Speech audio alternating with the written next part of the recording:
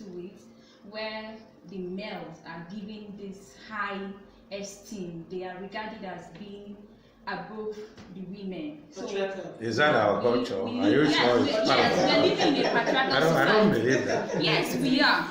Really? We are living in a patriarchal society, especially here, especially in this part of Nigeria. We are. If we had time, we would have debated that. But then go ahead. So I think our culture has really placed this high value on the male. So they seem to be dominating everywhere. For example, when I was coming out for the VP, when I went to so many persons for that, they were like, why is it, some girls met me and said, why is it that you didn't come out for president? Then some guys there, they'll be like, no, why is she coming out for president? President is made for the guys. Wow. So there's this. After a woman has never been a Nigerian president. So yeah, so there's this high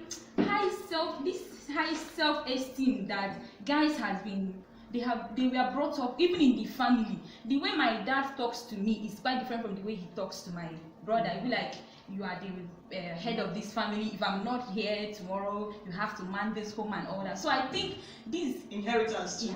Inheritance too. So I think this is one of the reasons why these And do you consider that violence against women?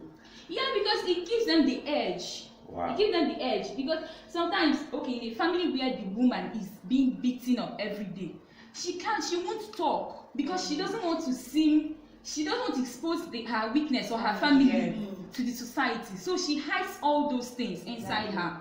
So she wants to be this good woman. She's trying to the society has regarded the woman as she has to keep her home. Okay, are you saying that women now discriminate against themselves? Women are now clammed up, they don't want to talk about it, and so society is often against them. For me, I think that even the women, we contribute to it as well. Because even in a family where the woman is being beaten up and all that, if she tells a fellow woman, the woman will be like, endure it. It's the same thing I'm going through. So just endure. You don't have to. You have to protect your home. Think about your children. This children thing, they are using it to bring the women down. So I think the society itself, they are the main manipulators of this violence. So as women, do you want that to continue, or is that a way out of that? No, I don't want that to continue. So what's the way out? That is why we are celebrating this. That is why we are actually giving those victims a voice.